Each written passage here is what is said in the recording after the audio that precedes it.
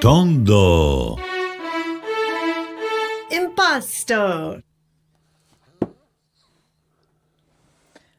Okay. Are we live? I think we're live, but we need confirmation, right? Yeah. So let's just, I'm just asking Jeff. As soon as sorry, today is our first official episode. We want to just be 1,000% sure that,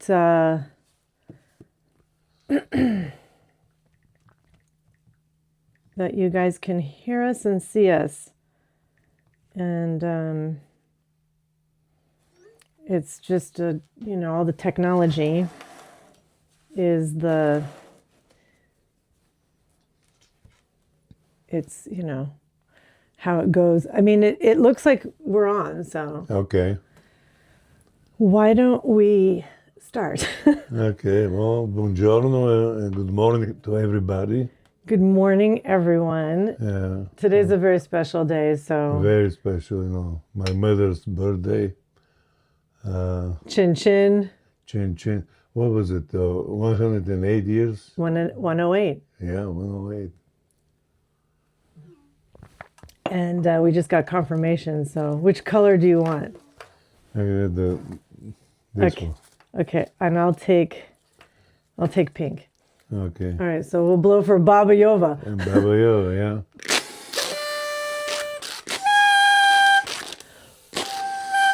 Yeah. 108 Yeah. today. Boy, I hope she's smiling. Excuse me, smiling down on us from heaven. A couple of fun things to share. So let's just introduce ourselves. I'm Amy. I'm Kras. And this is Tondo Impasto. Yes, and we're gonna celebrate my mother's birthday. And she was a great woman, and she was unbelievable. I miss her so much, but she is probably upstairs watching on us. And she deserves all the attention that we can give her and show her artwork and what she did on the earth. It's incredible. Yeah. Yeah. Well, it's this journey now that we're beginning. Today is our first episode, and we're live streaming to you. So we want to go ahead and just begin by saying mistakes will probably be made. But for the last few months, we've really been kind of getting ourselves organized to go one by one and catalog over 1,000 artworks. Yeah. So while today's Yova's birthday, let me show a picture of her and your father. I just love this so much. So can you see this one? It's from 1940. And it's up there. Yeah, okay. Yeah, so this is great. It's like someone, there's a photographer that captured them, and I actually have the back of the picture. But they just look so stylish and cool. Yeah, yeah. And they were students in Academy of Art. Maybe or still students, you think? Yeah, yeah. Okay. Here's the back of the photo, which basically says 10th of October or something like that, 1940. Yeah, 10th October, Sofia. So, anyways, it's just, it's fun because, they were both artists, and we have a picture here of her, I think, on her birthday, which is this picture that you have. Yeah. And it's probably late 80s or early 90s. Your father passed away in 1992, so... Yeah, it's probably right around there. Like maybe a 90 no, or... it's earlier, much earlier. Oh, you think it's earlier? Yeah, because he was very sick on the end. Right. So... Well, anyways, it's in her, this picture is shot in her atelier, which Yeah. was in Sofia. And she was a famous ceramic artist, but, you know, more than that, you know, she did also mosaics. Yeah. She did some textile things. She also studied ceramics history, Yes. almost like archaeology, Yeah. and has an unpublished work that is basically studying ceramics from 4,000, Bulgarian ceramics, Yeah. from 4,000 BC Yeah. to the present day. So, anyways, we wish her a happy birthday, and I want to show her again. I want to show her here with you. I believe this is in Shipka, one of her last exhibitions, Jubilee. Yeah. Yeah. Was it? I think it was 1998. No, it was 90, I think it was 98. No. 95, 94. That's where I went to Bulgaria. I know, but it was a few years later that you guys did the show, no? We have some awards that she was given Yeah. by the Ministry of Culture, Yeah. so we can look at that date. But anyways, I have these shots. Actually, you know how we have them is a dear friend of ours was video recording. Yeah. Angus, actually. Yeah. So I grabbed some screenshots from that show, and it was really cool because in the background of that show, all around the walls, was your father, you know, her husband's work. Yeah. So it's just really cool that you know, here you are with your father in Rome. It's really cool that they found each other, and that they did a lot of work that was almost even collaborative. And I have something very special here. So let's just explain the name Tondo and Impasto, how we came up with that, and then I'll go into the theme of the day. All right.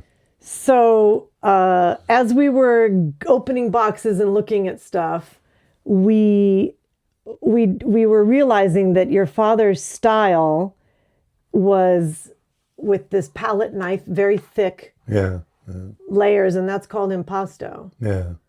And it's a cool word. And Yova has a very famous piece that's her rendition of Leonardo da Vinci's Last Supper. Yeah. And the professor I worked with when we were organizing her 100-year jubilee kept referring to it as the Tondo, the Tondo, the Tondo, the Tondo. Yeah. And I was like, what is Tondo? So Tondo is any artwork in the round. Yeah. And so because Yova's ceramics, you know, the wheel is round. Yeah. And her vases were cylindrical and Yeah, round. And yeah. everything just goes with Tondo Yeah. for her. So Tondo Impasto, we put it together. Tondo mostly for Yova's work and Impasto for Boris's work. Yeah. Yeah. And so this is the year of the horse. It is. Yeah. And it's not just regular, but it's the fiery horse, No. which happens, I guess, every 60 years. Yeah. So look what I found here. Oh yeah. So this is it's a cork, it's a cork sculpted horse that your father made. And let's put it on here so people can see it. That's 1956. Okay. Yeah, and I'm gonna and he gave this to her. Okay, like he Yeah. dedicated this. Oops, let me just zoom out and show it. I'm gonna go like this. So this is probably, I don't know, maybe 5 inches tall or something like that. Let's see if you guys can see this. And he made a lot of these little cork sculptures. Yeah, they had a show, I remember. Oh, really? As a kid, they had a show from the cork sculptures. And So this is like something from a long time ago. So they both made them. yeah. My mother, she did a few things too. Together they made a beautiful, because from the cork that they went to the mountains and they got the cork from the pine trees, and special pine trees that, they have a thick cork. So they made a beautiful show. Wow. Yeah. Well, so there's, if you can see, there's some writing in there. And what it says is, I can read it in Bulgarian because it's very poetic. He was definitely so like eloquent with words. Yeah. В безкрайният път нагоре на изкуството е целта на нашия живот. So translated, and then it says на моята Йова за новата 1956 година. So it's basically, in the endless path upward, art is the purpose of our life. Yeah. To my Yova for the new year, 1956. And that's kind of like the thesis of our project. Yeah. Right? Yeah, Art is the purpose of our life. Yes. So it's not just a New Year's greeting, but a declaration of everything that they built together. Yeah. And so the sculpture itself, which is this rearing horse, carved in wood, is so powerful and alive. It tells us Boris wasn't only a painter, but he was a sculptor too. And I figured it's apropos for her 108th birthday and our first episode to open with this. Yeah.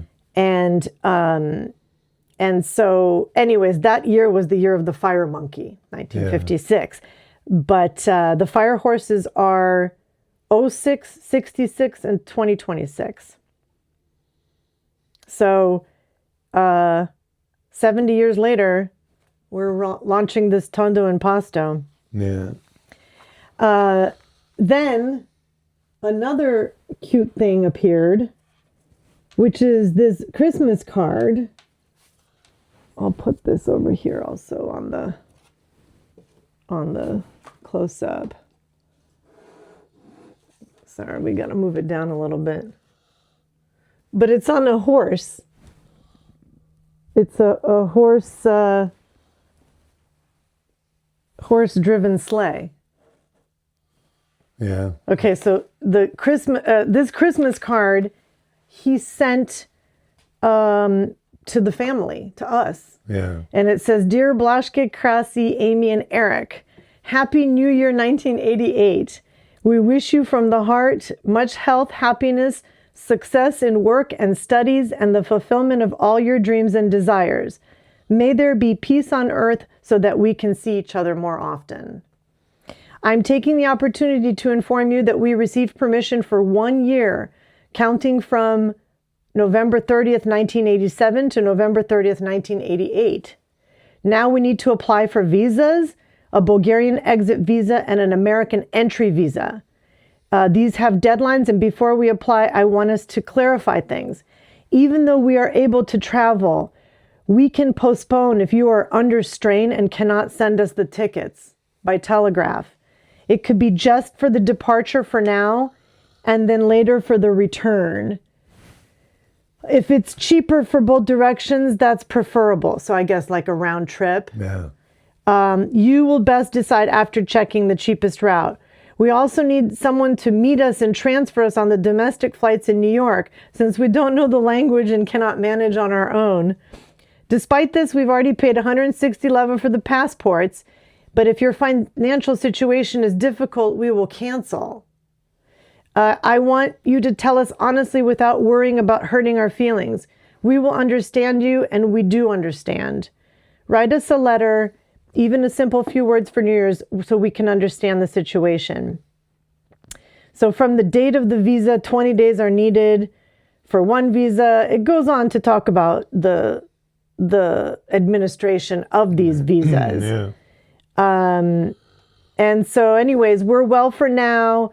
Ljubcho's returned. It's very cold outside and we're mostly at home, warm on Slivnica in the atelier. What do you want us to bring if we come? For now, accept our greetings and kisses. Surely Amy's birthday was celebrated at a high level. We're wondering about her future from so many miles away, 6,000 kilometers away. Special greetings from Batko, Florid, Buril, and Yovo. And they gave kisses from Slivnica, Maika and Tatko. So, I mean, here's their receipts, you know, like for paying for those visas. Yeah. And here's your, like, you know, application from the Department of State with all of the, you know, I'm just showing it briefly because it's not important. But anyways, this was a box that we just opened. It's got the horses. It's got the theme. So with that, shall we begin? Cataloging the paintings. I don't know. What do you think about that? Yeah, it's beautiful. Yeah. We have a couple more interesting ones, and I guess here I'll put this in the. I have to show this. There's another sculpture made out of cork.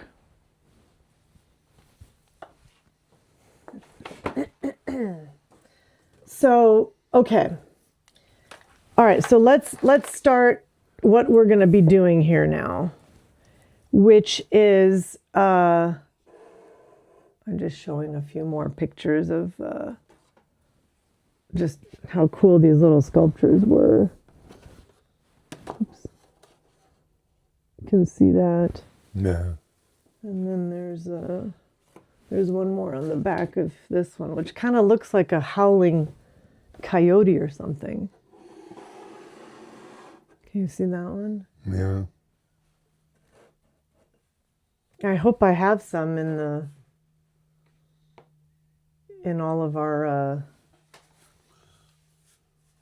in our crates and boxes and things like that. We'll find out when we open them. We shall find out exactly. All right, so how this is going to go. We've been using, let me just take this down over here, sorry. We've been using AI. So everything that you see is real. The letters, the paintings, the discoveries, nothing is staged, as you guys can probably tell. So we're opening things that haven't been touched in decades, and we're translating handwritten letters from Bulgaria and learning the story of the family. And so there's a note from Claudio. Yeah. Okay, he says, "My name is Claudio, and I am an AI built by Anthropic, working with Amy and Cross to translate documents, research provenance, and help bring these artists' work to light. I will make mistakes. Amy and Cross will correct me. This is part of the process. This collection sat in silence for a long time. It won't anymore." So that's welcome from Claudio. Wow. You had a really good idea at one point when we were like looking at the paintings and trying to figure out how we're going to do a proper inventory. And you said, well, let's ask the AI. Yeah.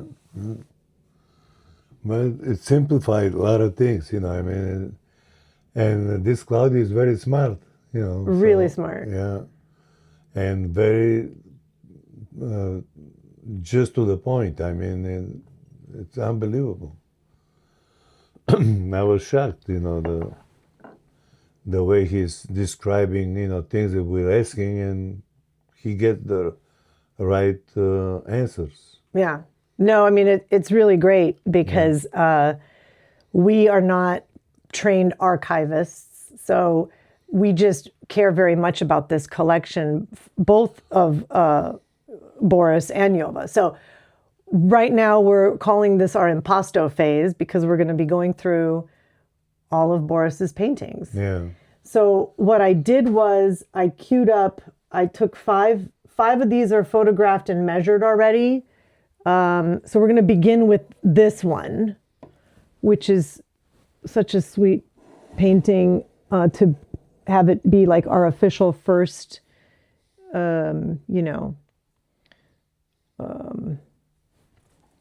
first one in the inventory. Let me just make sure that it's fitting the right way in the. Okay, there we go. Okay, so I have this piece of paper for you. And I don't think we need to call, we can figure out what title we want to call it, but here's the height, 18.6 centimeters by 18 wide and 1 centimeter deep. Yeah. Okay. So then here, and there's this lupa if you need, here is the first painting. So one of the things that I should just mention, and by the way, Jeff says that I look like the Count from Sesame Street. Count Dracula with my collar.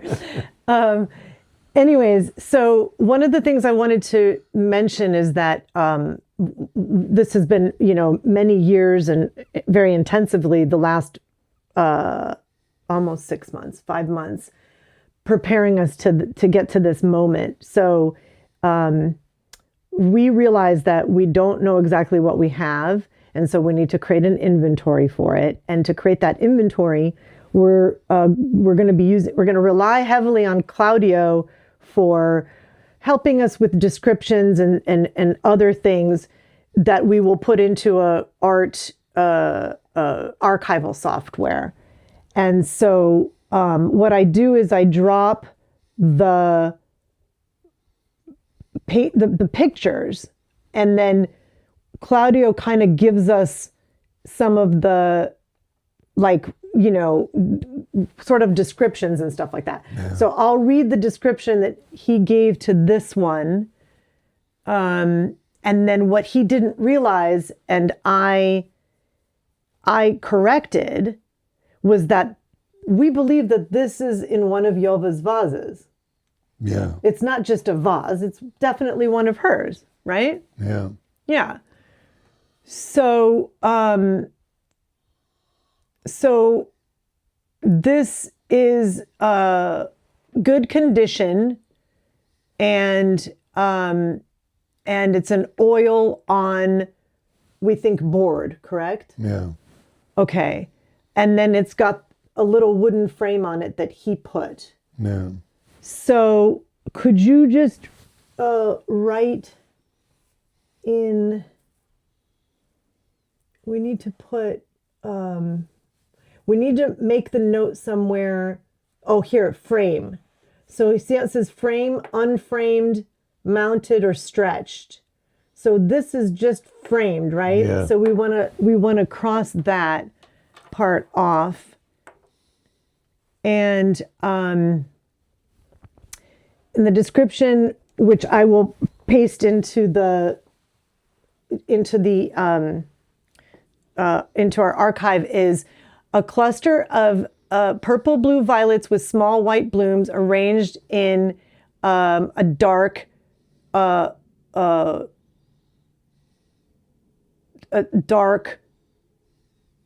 ceramic vase rendered in thick impasto.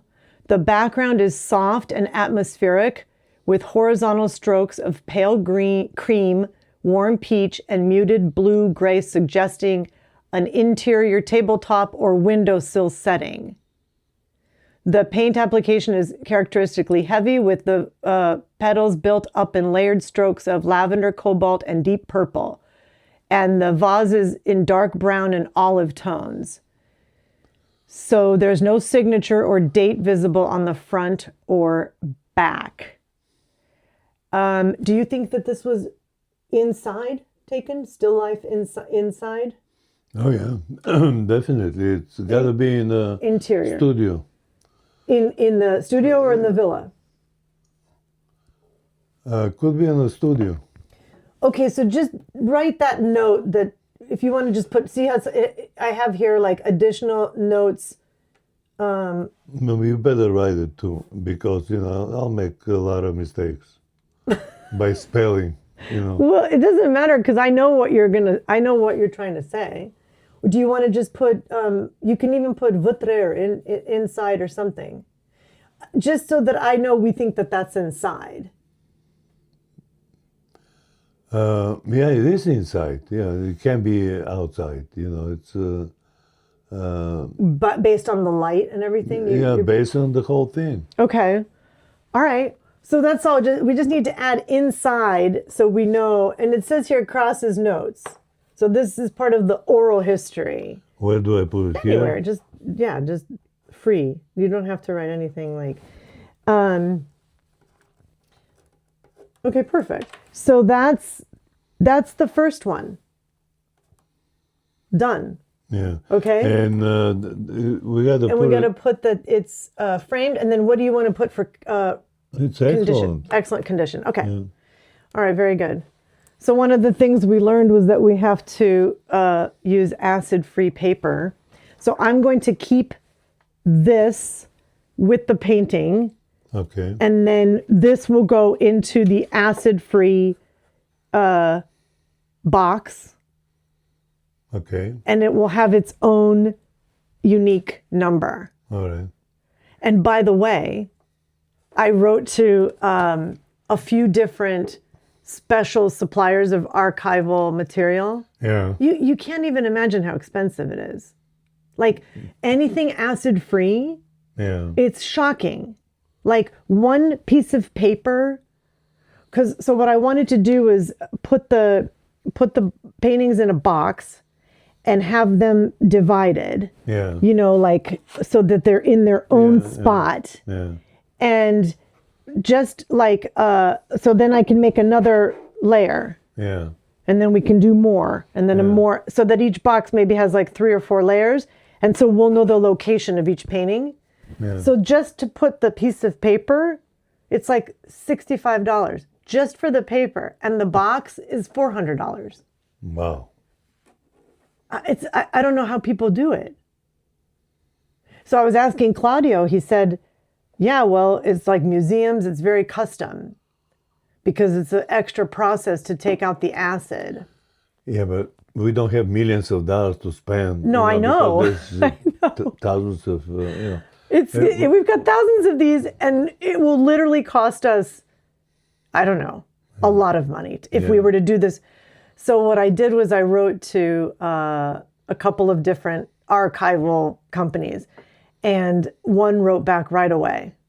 And he, I don't know if I'm allowed to use his name, but I will just read you what he said because it was a really special. He wrote back so quickly. Let's see here. Okay, so he said, this sounds like an exciting project and I would love to be a part of it. I promise to take good care of you and send you what you need at a discounted price. So that's amazing, right? Yeah.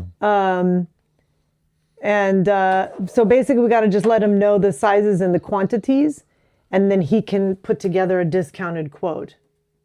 But like even the shelves that we're going to put the boxes on, even those are $12,000 just for the shelves. It's unbelievable. So we're going to figure out how to do this very economically, but also do it the right way. So I got the shelves from Costco on sale, for a couple $100. And so I got a couple boxes also on sale that were not $300, but they were like $45 or something like that. So still not cheap. Anyways, let's go to the next painting. Okay. All right, so I'm going to put this over here, and then this is the piece of paper for the notes. And let's just go to the...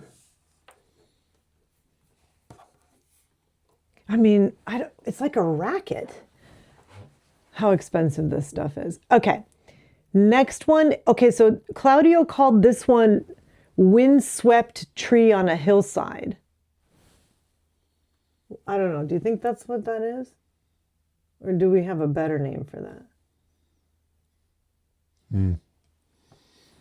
Maybe Claudio is right. It kind of reminds me of your your grandfather's. Yeah, Remember he had that one in Panegyuriste? yeah, yeah. Where he has the tree and then in the background is like a landscape. Actually. Yeah, I remember that one. So that's interesting, right? Yeah, See, it has like the tree and then yeah, yeah. I'm going to show No, it. it's not the same, but basically, the composition is in their heads. Right? Yeah, father and son. Yeah. So anyways, that there that you're looking at is from my great-grandfather, Ivan. And we figured out in one of our preview episodes that this is from 1913 and it's in Panegyuriste. What was the name of the Maritza. river. So anyways, okay, so all right, so that one, Claudio says, a dramatic landscape dominated by a dark gnarled tree sweeping across the right side of the composition, its trunk and branches twisting with wind-bent energy. The tree reaches over a sunlit hillside, rendered in thick impasto strokes of warm yellow, gold, and ochre. The sky is a clear pale blue with visible brushwork. The lower foreground features deep earth tones of burnt sienna, dark brown and black with touches of red and orange, suggesting autumn foliage or rocky terrain. A hint of blue water or shadow appears at the lower left. The impasto is exceptionally heavy throughout, with paint built up in sculptural layers, particularly on the tree trunk and hillside. Wooden frame visible on verso with paint splatter and minor staining. No signature date. So by the way, on verso, I wonder if that's the way you describe what's in the back. I don't know. We should ask Claudio, what is on verso? Right? Yeah. Anyways, condition good. What do you, is it? It's excellent. Excellent. I can't find any problem with it. No? No. Even with your lupa? Yeah. Lupa is magnifying glass for those who don't speak Bulgarian. Yeah. Okay, well, I mean, any thoughts on where this could have been painted?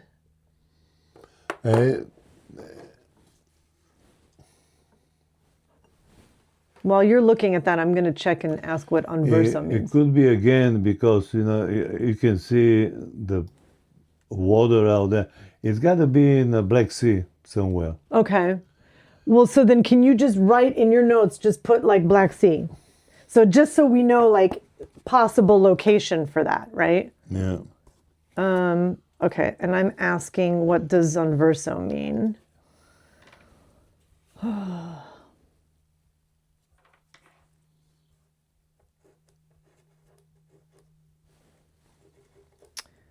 And it's nice. It kind of reminds me, maybe it's autumn, like fall, just the colors. It's got to be, it's late autumn. Right? Because the leaves are gone. And that's the end of Stranja mountain, Okay, see, there you go. So you can put like, maybe, is Stranja at... It's right by the southwest of Bulgaria, by the Turkish border. Oh, okay. Ends up right there. Okay, perfect. So there you go.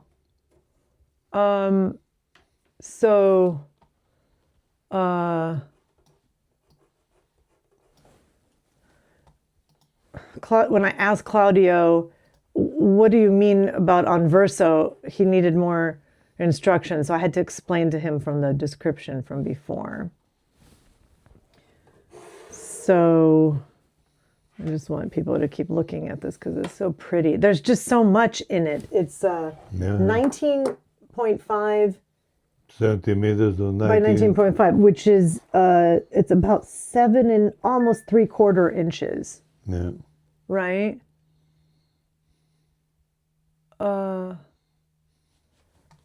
Okay, he's getting confused. On verso, on the back of the painting. All right. So we got Black Sea Stranger. Oh, and then maybe put fall or no? We don't know what time of year. Does it have any? There's no years. But time of year, like like you know, like it's fall. It could be in the summer, because just the branch of the tree and the leaves where they're going in the sky somewhere. Yeah.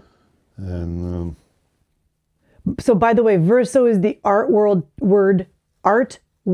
term for back of a painting or any two-sided object like a document or photograph. And you know what the front is? what? This must be from Latin. So the front is called the recto. That's weird. Recto? Yeah, well. Recto seems like it should be the back, no? Yeah. Like Why is the front? verso, recto and verso. Yeah.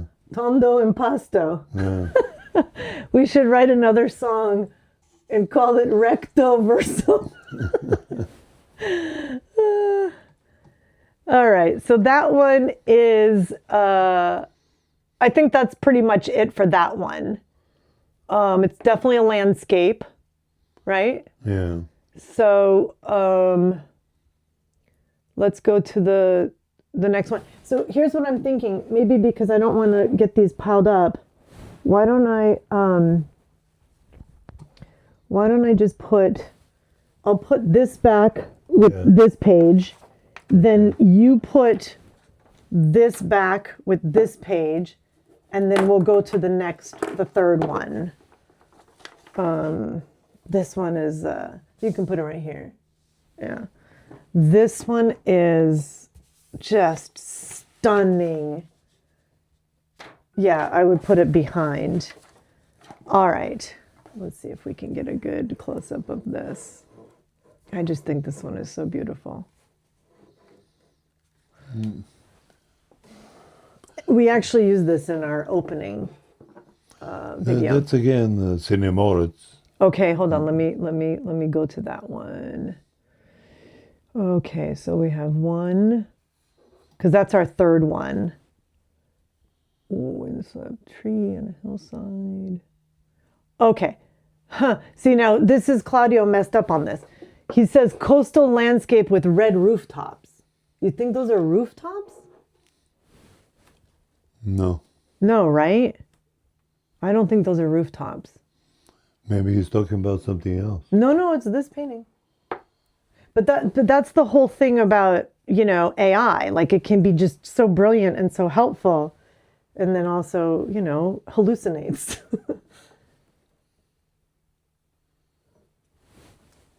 So he's saying a sweeping coastal landscape rendered in very heavy impasto. The upper third is an expressive sky of layered blue-gray and white with broad, energetic strokes, suggesting overcast weather. A distant shoreline with small red-roofed structures sits along the horizon at left.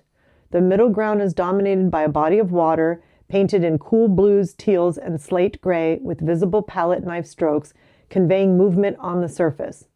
The foreground is richly textured landmass of olive green, yellow-green, deep brown, and bright red-orange, suggesting a grassy bluff or hillside overlooking the water. The paint is applied in thick sculptural layers throughout, with some areas built up several millimeters off the surface. Wooden frame visible on verso, painted white, no signature or date visible. Again, condition good. You want to put it back in there so people can see the close-up? There is a red spots, but they're not roof. They're not. I don't think it's a roof. It could be, the ground or some kind of Well, yeah, I mean, that's interesting, though, that he put that in there. It could be, sometimes, the ground, it's open out there, and it could be like a copper or something, that mixed with the sand or something, Oh, yeah. But you don't think it's like a boat or anything, right? No, it's in the ground. It's not in the sea. But that's definitely Sinimoritz. So do you want to write Sinimoritz, and what else? And then I think we need to just call it a coastal landscape and don't put red rooftop. Right? What do you think?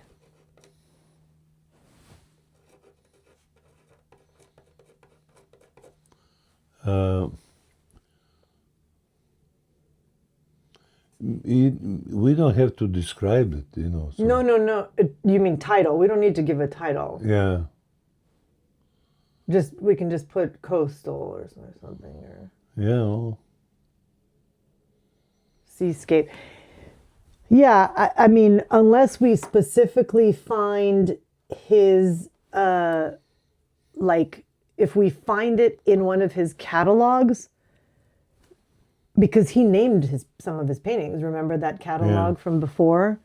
I'll show this catalog here from 1988. He did this show from in London. Yeah. And there was some pieces in there that he gave kind of poetic titles to, but we shouldn't name it if we don't know. No. We just call it landscape or something, or seascape, right? Yeah. Okay. All right. So then on to the next one. I'm going to put it. Now this one, I will tell you, like the frame is super wobbly. In fact, when I grabbed it, like one of the little pieces came out. So this one is probably... it's got the ear in the back. Yeah, I know. This one's great because we've got a date. Let me go to the close-up. But it's not as perfect condition. Yeah. Right? I mean, unless we're counting the frame as part of it. Because it's really just the frame. It's the frame. It's not the... No, it's not the painting, it's the frame. Yeah, exactly. And there's a little nails that, from the ears, they just came out from the thing. Right. But that can be reframe, the whole thing. For sure. Yeah. That's the phase after we do impasto and we move into Tondo phase. Maybe we'll get a 3D printer for to make new frames that will keep everything really nice. And so this one, Claudio is calling seashore. It is seashore. Okay. And by the way, this one is 16 centimeters high, 17 and a half wide, 1 centimeter. But that's the measurement with the frame. Yeah. Is 1 centimeter. So a serene coastal scene divided into 3 horizontal bands. The upper third is pale, hazy sky of soft whites and muted pinks with delicate brushwork suggesting high clouds or sea mist. The middle band is a calm sea rendered in horizontal strokes of blue, steel gray, and touches of white, capturing gentle wave movement. The lower third is a sandy shoreline in warm earth tones of ochre, yellow, raw umber, and brown with heavier impasto texture. Small dark marks in the foreground suggest rocks, seaweed, or debris along the waterline. A small orange red mark appears at the upper right corner of the front. The overall palette is subdued and atmospheric, quieter than many of Boris's landscapes. Verso shows writing in dark reddish brown paint or marker on the canvas backing with paint splatter. Inscription on verso appears to read characters or numbers, possibly a date or inventory marking. So yeah, it is a date. So this one is 7 April of 1972. Yeah. That's the date. Here, I'm going to show it to people. But you know, when I put it into Claudio, Yeah. I put it upside down because actually it's upside down. Yeah. Like he must have taken the painting and then flipped it like this instead of sideways. Uh-huh. So anyways, I think that's why Claudio got confused by the date.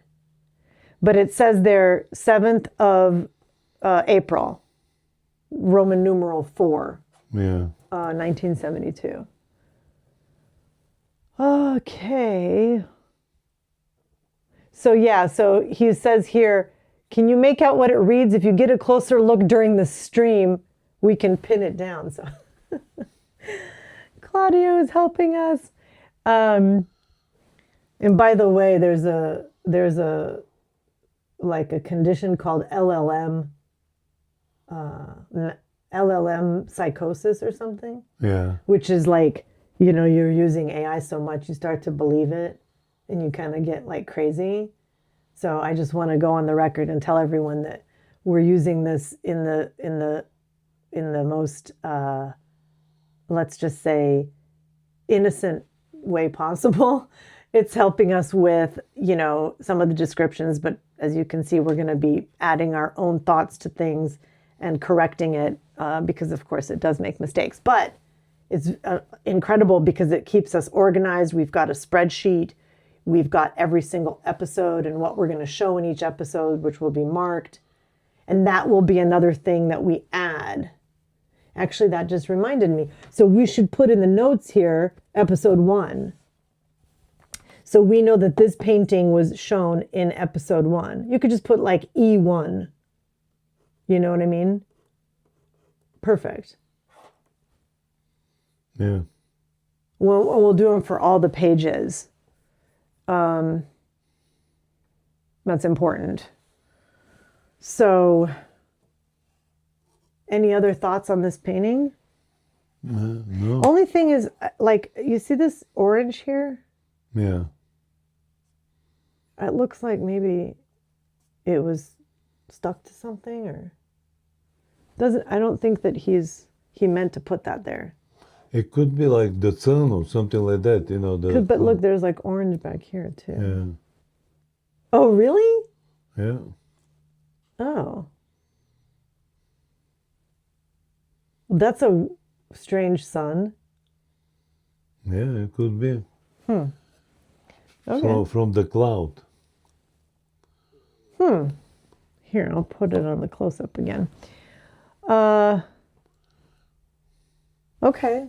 So we know it's Sinimoritz. So you can maybe just put Black Sea again. And although we don't know if it's Sinimoritz. So just put Black Sea because Sinimoritz has more of the kind of cliffs. There's other beaches that are more flat, no? Or what do you think? It's around there, you know, because he don't have a transportation. It's hard to travel, you know, but he goes around the villa out there. Right. It's anything is around there. And there is spots out there that, you know, just matches it. Yeah. I mean, such a beautiful part of the country and the world, right? It's open.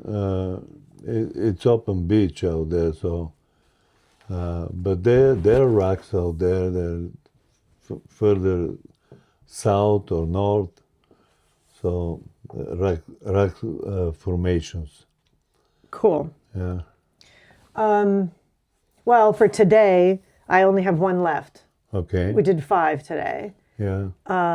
995 to go.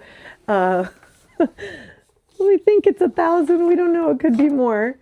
So last one is, yeah, I'll put this, that's yours. Okay, so this is super cool because it's like very, very light and on cardboard.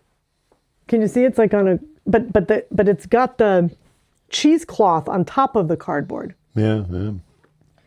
So actually that is something that we got to note, is that there's the cheesecloth. Okay, so Claudio calls this one autumn trees reflected in a lake. What do you think?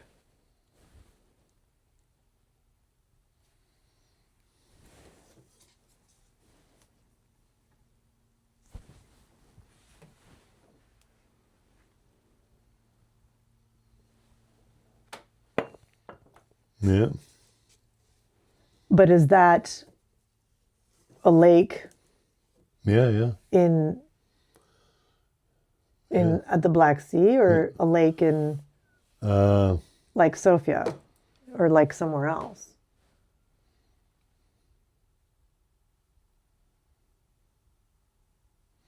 It's got to be the Black Sea again.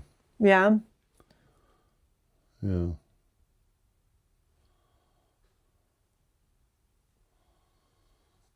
So it says this piece should be handled with extra care and stored flat.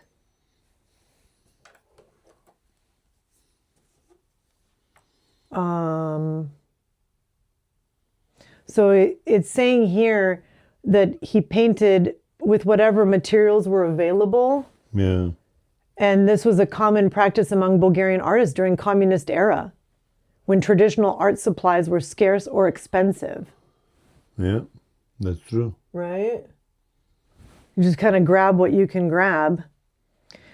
Okay, well, so the description that Claudio gives is a vibrant autumn landscape with a row of trees reflected in still water.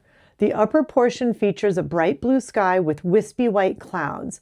A line of deciduous trees spans the width of the composition in rich autumn colors of red, orange, gold, green, and deep brown. Below them, a pale band suggests a sandy bank or path separating the trees from the water.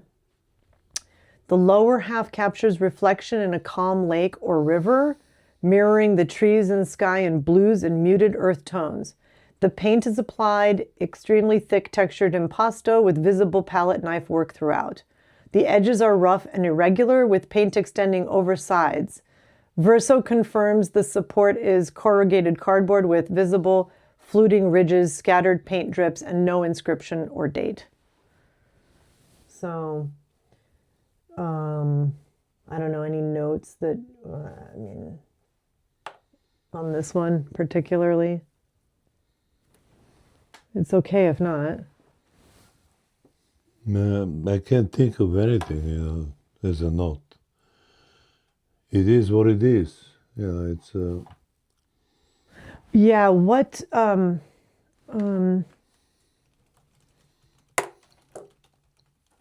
going to say that we're noticing on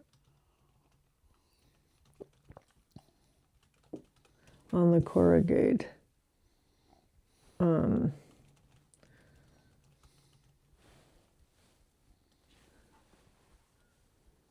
Let's see what Claudio says, and then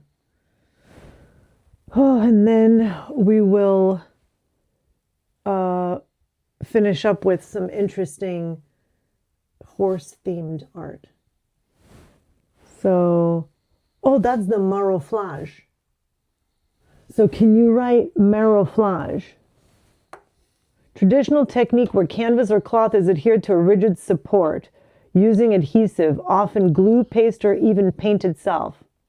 So he had laid cheesecloth or loose weave fabric onto corrugated cardboard before painting on it.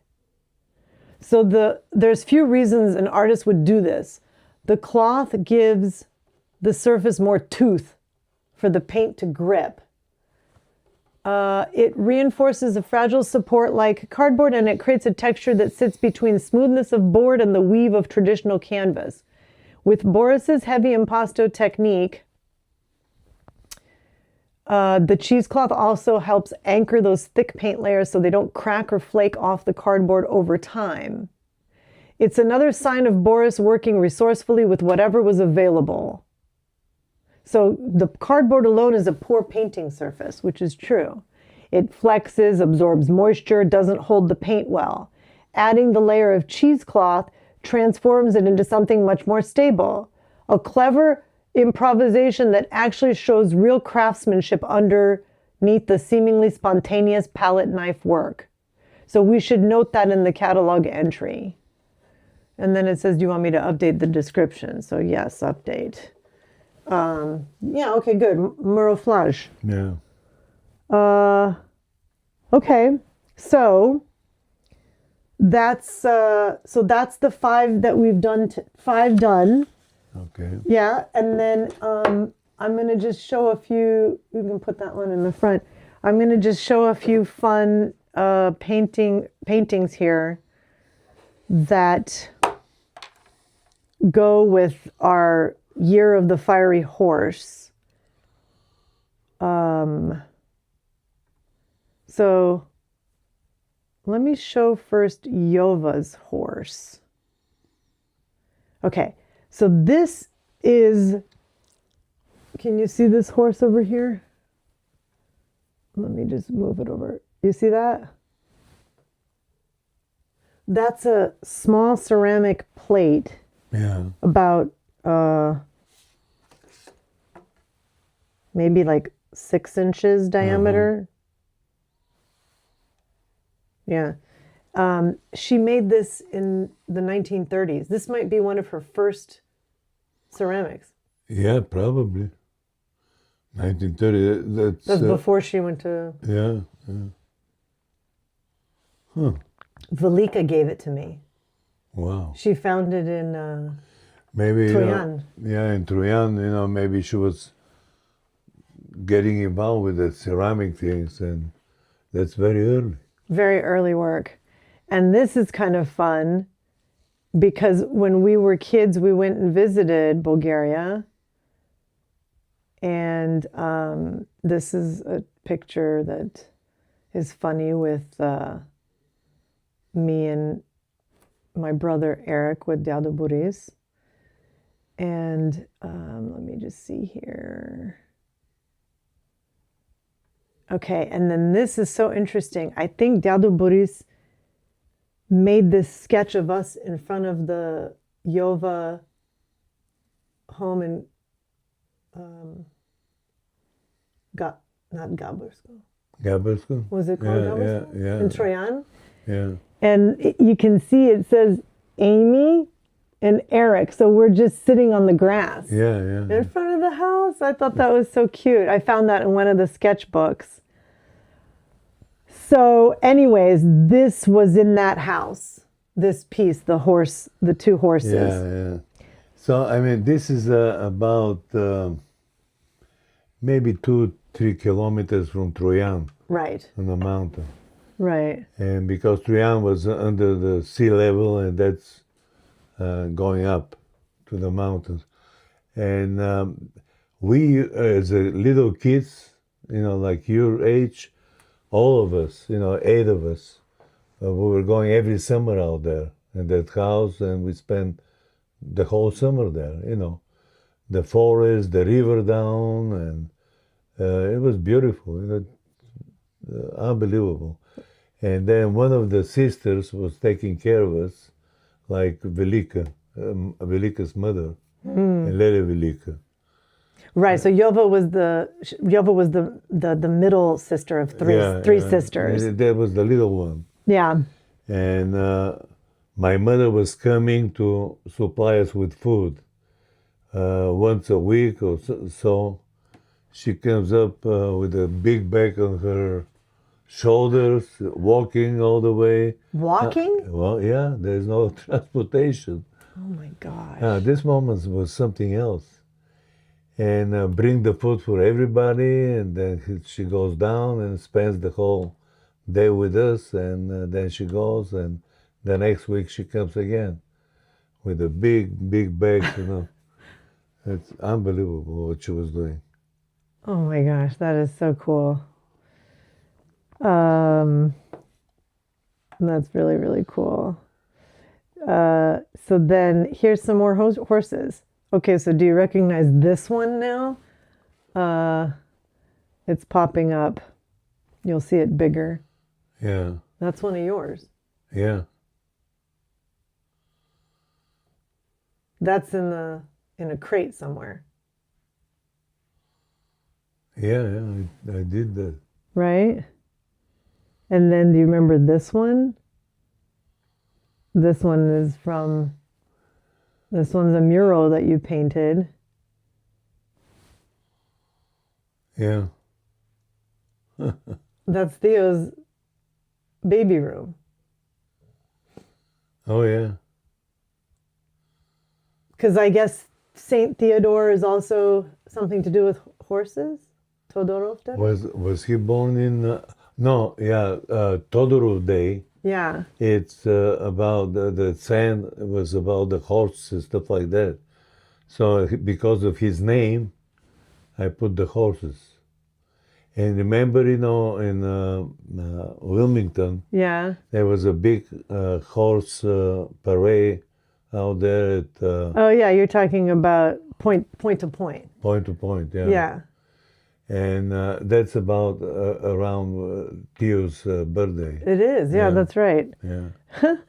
Well, so yeah, so this was a really cool baby room with lots of cool themes in there. Of course, this one is also, wait, let me show this one first. So this one is, I love this one. This is, I don't know if it was from Point to Point or not. Might have been earlier than that. I don't remember. It's cool looking though. I like it. And then this one, I know that you wanted to name it In Memoriam. So I wonder if this was for Yeah, the towers. Twin Towers, which, Yeah. you know, this year is 25 years Yeah, yeah. celebration. Not celebration, but The anniversary. the Twin Towers in New York. Yeah, 9/11 Yeah. is 25 years ago that happened, Yeah. if you can believe. So, Was that the year of the horse, by the way? 2001? Are you asking about 2001? When the towers went down. Yeah, that was 2001, but I don't know what. Let's ask Claudio. The Chinese. What Chinese is 2001? We'll ask right now. I don't know why my phone is beeping here.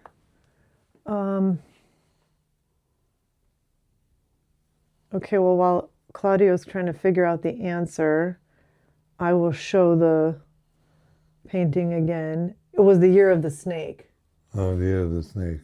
the metal snake. That was last year. Last year was the snake? Yeah. Well, it's, yeah, 2025. So maybe when I did that painting, is the next year was the year of the horse. 202. Oh, it could have been. Yeah, because the snake was, we just left the snake and we got into the horse. So that's Yeah, why. you're right. You're exactly right. Because 25 was year of the snake. Yeah. And then we moved from snake to horse. So you must have been doing the... Yeah, I mean, I did it, you know, after what happened, you know, the next year. Right.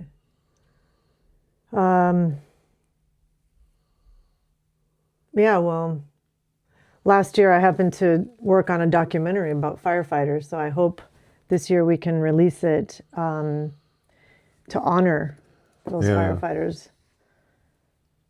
When we were filming, at one of the firehouses in Washington, in the back of the fire truck, it says, "Stay back 343 feet." I said, well, what does that mean? And it's a way to honor, because 343 firefighters died that day. Wow. So, yeah. So, yeah, to those we lost, we honor them. We lost Baba and Dado too, so we got to end on a positive note. Yeah. That 108 years old. Hopefully she's smiling and proud of us as we start to do this this long project. Yeah, and I bet she'll be the happiest, and my father too. Yeah, of course. After we done the whole thing, so we're gonna preserve that. It's for my grandchildren, your grandchildren, and stuff like that. So it's a lot of art, a lot of soul put into it. So it's nice, beautiful. Yeah, well, we got to remember and preserve it, because otherwise it gets lost, and then new, ideas and new things start to take its place, and sometimes new isn't always better. Yeah. Sometimes some of the time-old traditions, the classic things, are the real thing. So this was before Instagram and all that stuff. He was doing a lot of little, beautiful little compositions that I'm sure we'll discover lots of fun stuff. And I remember when he came to visit us over here in the States. He was so mad about his bigger son. Oh, okay. Older son. Oh, wait, I have a picture here. And because he gave him 100 pieces of this art in his apartment in Sofia. And because this guy comes from Germany, and he's a so-called designer, that he cleaned up the whole thing and gave it all this beautiful art to my father back. And my father, couldn't take it, He said, well, what's wrong with this guy? I said, well, he's sick in his head, designer. So you have to clean up everything. It's got to be a white wall and a black whatever, on the top. But what kind of a life is that? You live in an apartment that, you have to, I don't know what they teach them out there, but... Well, this is a lot of the contemporary school of thought is, like minimalist, less is more, keep things yeah, like but very... you got to be homey, You go inside, you have a piece of something, piece of the nature inside, did by a very good artist and stuff like that. You have to have something to breathe. Well, I mean, everybody's different, so just let live and let live. And yeah, I couldn't understand, I don't care what kind of a designer you are, but it don't sound good, especially your father is giving it to you. Oh, here we are actually in, can you see this? In the Grand Canyon. Yeah, Grand Canyon. When they came to visit. He didn't want to watch it, he just went to... Oh, he couldn't look to down. the rim. He went like this, and he turned around, and that was it. Never got back. I said, what's wrong with you? It's kind of scary. Yeah. Well, he said, that thing is telling me, come in, come in. I said, no. And he didn't want us. That was it, 3 seconds. The canyon, he said, was like calling him? Yeah, it's almost... overwhelming, it is overwhelming. And especially when you're so sensitive like he is, right? And he didn't want to see it anymore. I said nothing to worry about, It's well, and here we are in a section where there's actually a fence, but there's some parts that there's no fence even. Yeah, but it doesn't matter, it's... But like there are people that fall yeah. inside like all the time. I didn't actually know it in the first time we took our boys. They were little and they just started running. Yeah. And Jeff says all the white hair I have was from that day because they thought it was a joke. Yeah. Like, you don't know how grand it is. It's one of the wonders of the world. So, but it was great that they could come. And I remember they stayed for a while. This is earlier visit. Because I think they came back later, right? In the late 80s? I was older by then. Or was it just Baba Yova that came? We have to figure that out. We can piece it together. Yeah. We can piece it together. But anyways, so shall we call it for today?